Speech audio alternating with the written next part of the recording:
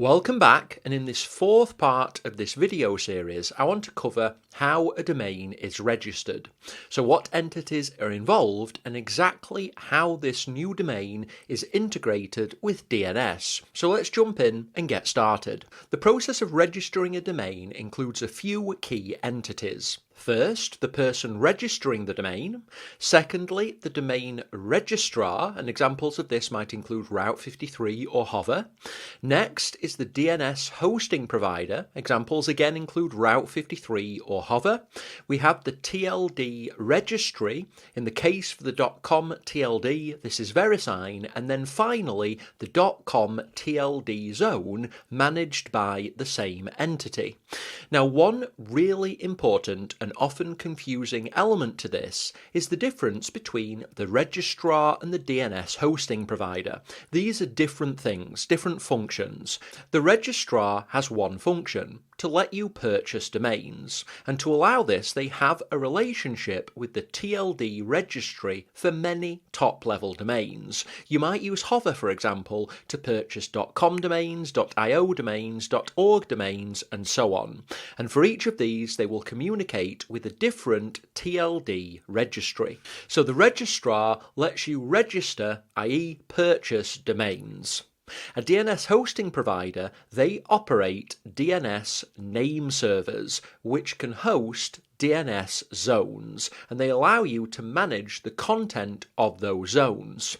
Now, why this is confusing is that some companies are only registrars, some companies are only DNS hosting providers, but some, like Hover and Route 53, can do both.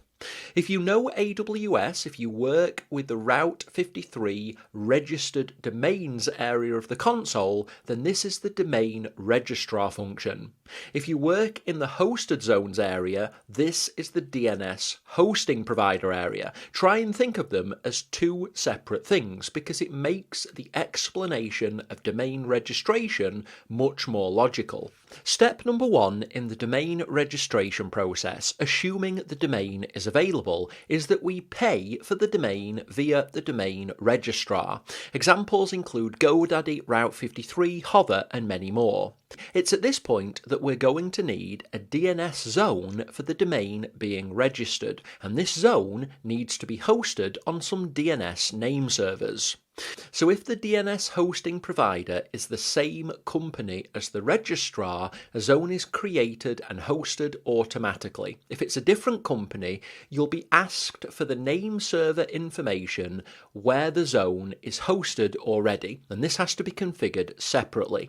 So at this point, we have a domain being registered, we have a DNS zone ready to go, hosted on some name servers, and we have all of the networking information for those name servers. So next, the registrar communicates this to the registry for the TLD. In the case of the .com TLD, this is VeriSign. Now next, VeriSign, assuming everything is good, they add all of those details to the .com TLD zone, and at this point the domain is live. For a domain to be live, the name servers which host the zone need to be pointed at from the relevant TLD zone. If this zone ever changes, for example if it's moved to different name servers, the entries in the TLD, so the NS records pointing at the name servers for this domain, they need to be changed. And this is how a domain is registered.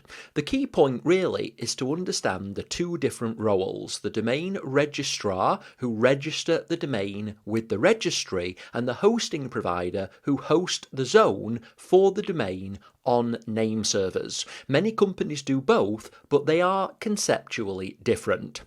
At this point, thanks for watching. That's everything I wanted to cover about registering a domain. So go ahead and complete this video, and when you're ready, I'll look forward to you joining me in the next.